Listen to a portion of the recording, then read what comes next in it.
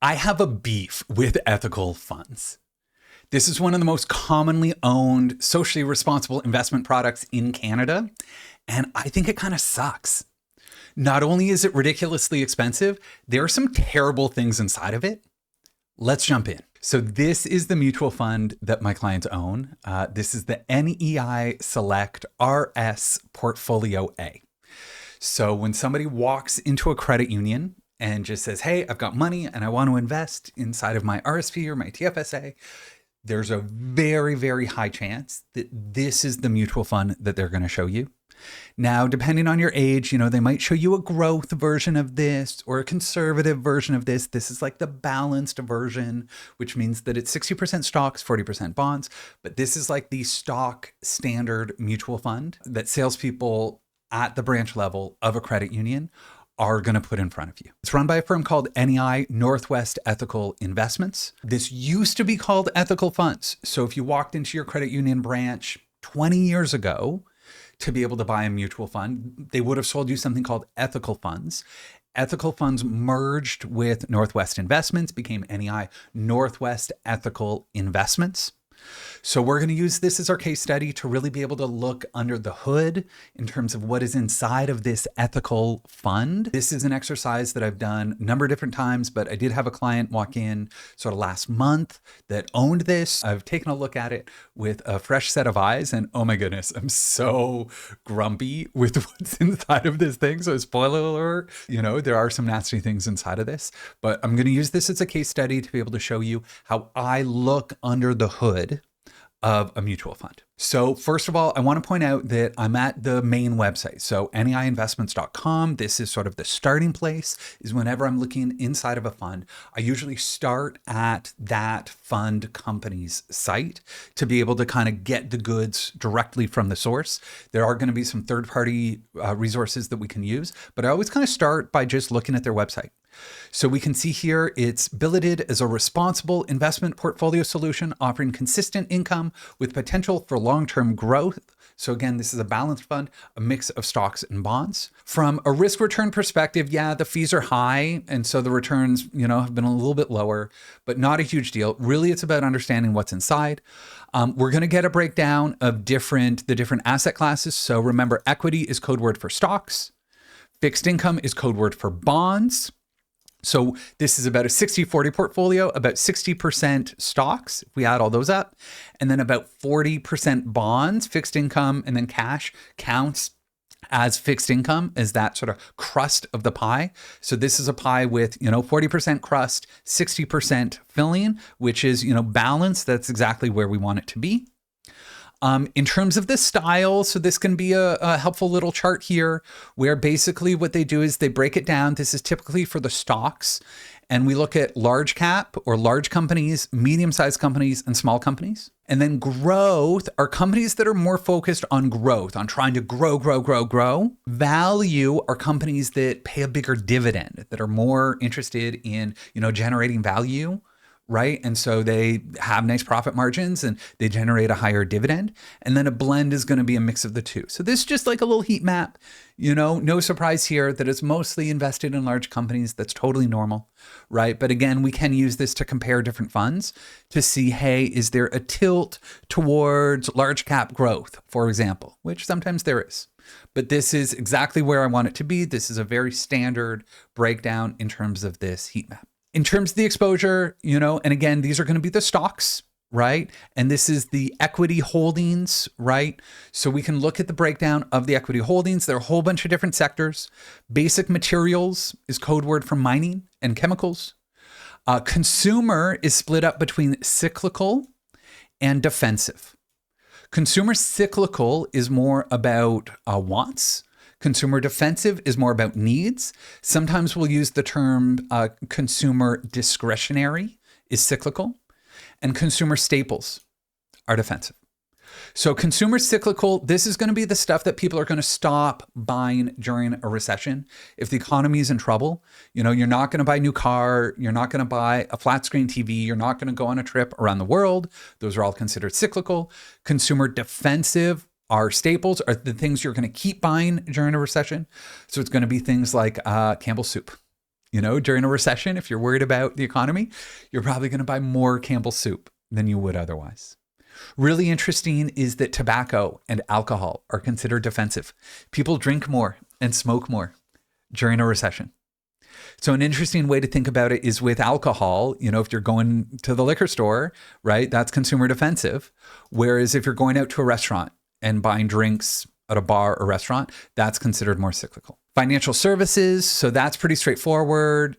Banks, insurance companies, financial services, things like that. Real estate, pretty straightforward. These are often known as REITs, R-E-I-T, real estate investment trust, where you own real estate and you rent it out. Communication services, we used to call this telecom, but now it's communication services. So it's not only going to be, Bell, Rogers, Telus, but it's also going to be things like Disney is considered communication services. Google is considered communication services. A lot of people, might consider Google to be a tech stock. It's actually not. It's considered communication services. Facebook, I think, is often put in that category as well. Energy really is fossil fuels. When it comes to the energy sector, in Europe, they call it non-renewable energy because this is not renewable energy. Solar is considered tech. Wind turbines are considered industrials. And the utilities, the wind farms and the solar farms are considered utilities. So when it comes to energy, we really are talking about oil and gas and pipelines.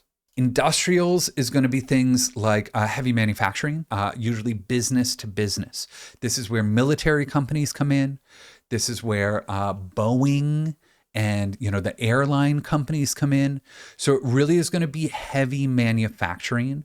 Car companies are considered consumer cyclical, but John Deere, which makes things like tractors because they sell to businesses, are considered industrials. Technology is tech. This is going to be, a lot of different hardware and software. Although, again, things that are consumer focused, Apple is often considered consumer cyclical. Amazon, often considered consumer cyclical. So for technology, it really is a lot of sort of the hardware and the software, and it's usually not the consumer focused things. We already covered consumer defensive. So the last two sectors are healthcare, which is going to be mostly big pharma.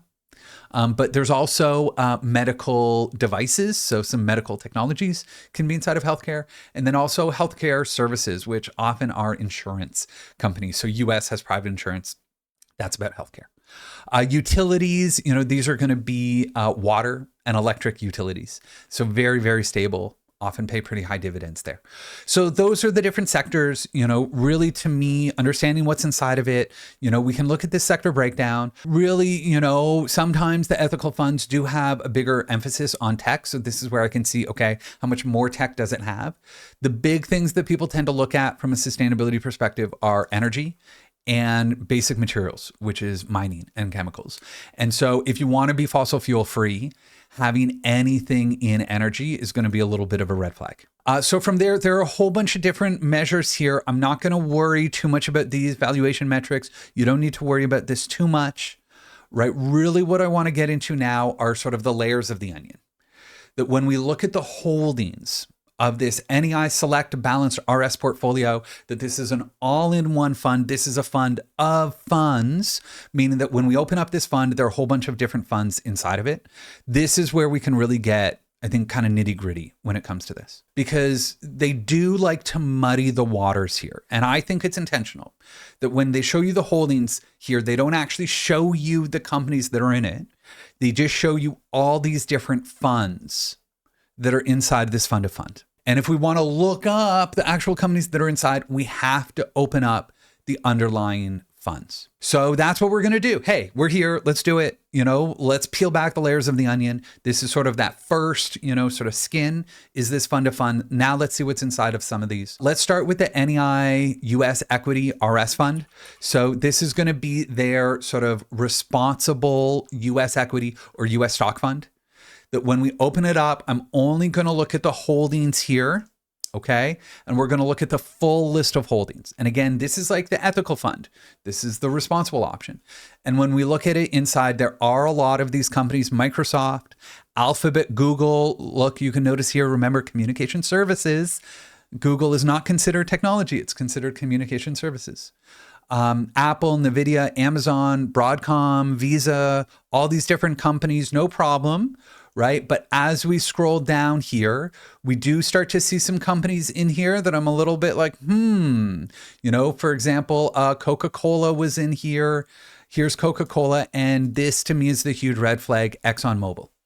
So yes, ExxonMobil is inside of the NEI responsible US equity fund. I don't understand why that is.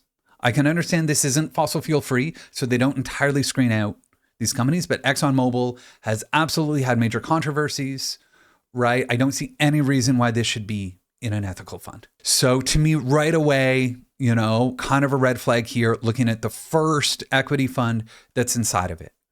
As we look at the other layers of the onion, right? We can look at the NEI ESG Canadian Enhanced Index, okay? So this is supposed to be, again, ESG in the name, right? Canadian equity, Canadian stocks. We can look at what's inside of here. When I look at the holdings, we're going to be able to see the full list of holdings here. The banks are in here. Okay. Royal Bank, TD Bank, Shopify, Agnico Eagle Mines. Here's Enbridge. And again, Enbridge does have a decent ESG score. So, okay, maybe, that's fine. As we scroll down, there's a lot of energy in here. Canadian Natural Resources, Suncor Energy, these are tar sands. TC Energy, this is TransCanada. So this is pipelines. We've got all kinds of companies that are in here, right? Pembina Pipeline is in here, right? Lots and lots of companies that are in here, lots of gold companies. It's interesting to me. It looks like they did screen out, in my mind, some of the worst of the worst. I want to check to make sure that Barrick Gold is not in here, which is correct. Barrick Gold has had some terrible controversies in their past, owning mines in other countries where they've hired personal military to do some terrible things to activists. So, it got rid of Barrick. It does get rid of maybe sort of the worst of the worst, the human rights abusers. But obviously, looking at this list of companies, this is so close to the standard Canadian benchmark. I would hardly consider this to be, a truly ethical, a leading ethical or sustainable fund. It gets worse from here. Okay, because as we go through, I found this one, Invesco ESG NASDAQ 100 ETF. Now, this is an ETF. So this is interesting because this is an ETF inside of the mutual fund. Okay, and now this is the NASDAQ 100. So this is top companies from the NASDAQ. And this is supposed to be sort of like, tilted by ESG score. But the problem is that they don't omit companies, that this is the largest 100 companies on the NASDAQ. So when I go through the list, NVIDIA, Apple, Microsoft, Amazon, Tesla, Walmart, Google, that's fine. I'm going to click view all, and I'm going to scroll down the list because a little further down, I saw here is Palantir Technologies. This company is absolutely on my shit list.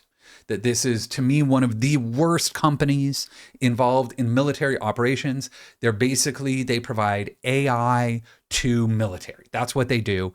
Fully involved when it comes to security and when it comes to tracking activists.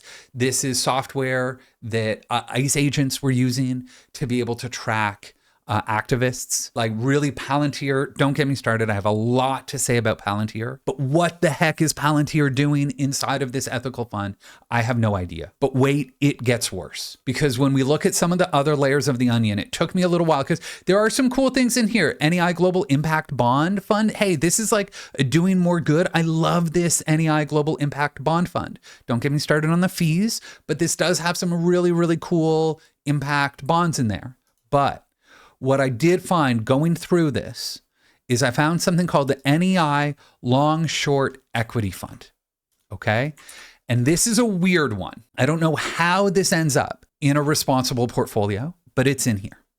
They say that this is alternative investment solution designed to capture more upside with less broad market risk. Basically, long short. What this means is that when you go long the market, you're assuming prices are going to go up. When you short the market, you're assuming that prices are going to go down. You're betting that the stock market will fall. So right away, there's this weird thing where they can kind of play with it. And this is sort of this notion of hedging. This is a little bit of sort of financial innovation where, okay, they're trying to outsmart things. I don't love that in general, that approach, but especially inside of an ethical fund, this raises huge problems. Because when we look at the holdings inside of this long short fund, this has what I would call broad market exposure. That this has the iShares Core S&P TSX Cap Composite ETF, which is every single company inside of the Canadian stock market, including the really nasty ones. Like Barrick is going to be in here. Let me do all holdings. And then I'm going to go down here. I'm going to click show more.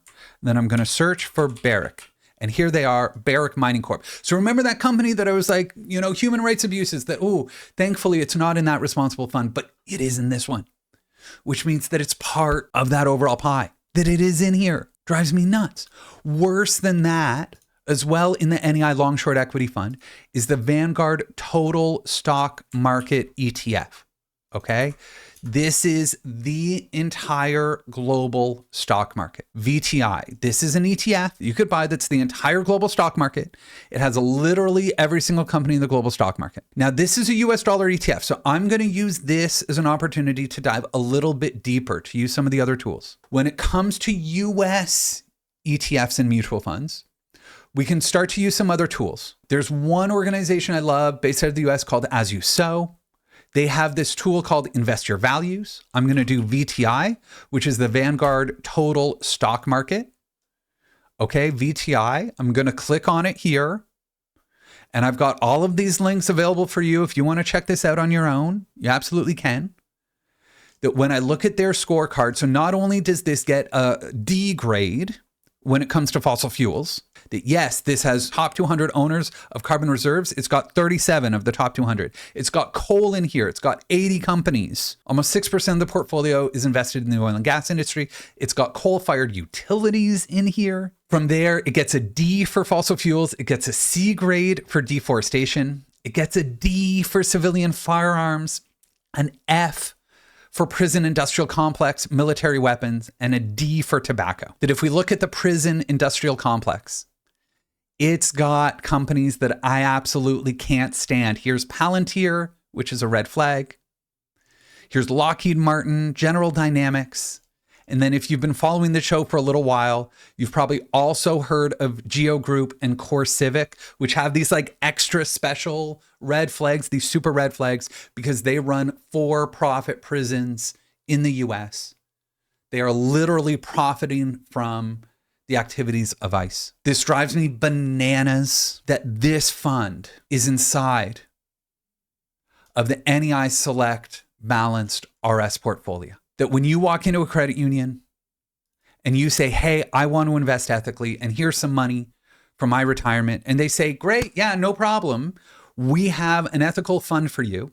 And they show you a nice shiny brochure that tells you that it uses automatic exclusions, that we exclude things and we do corporate engagement, proxy voting, and ESG integration. Not only are they ripping you off with a really, really high MER of 2.36% on this, highway robbery, but this is like, this is the avocado with the organic sticker on it that isn't really organic, that as you peel away, the pit of that avocado is rotten.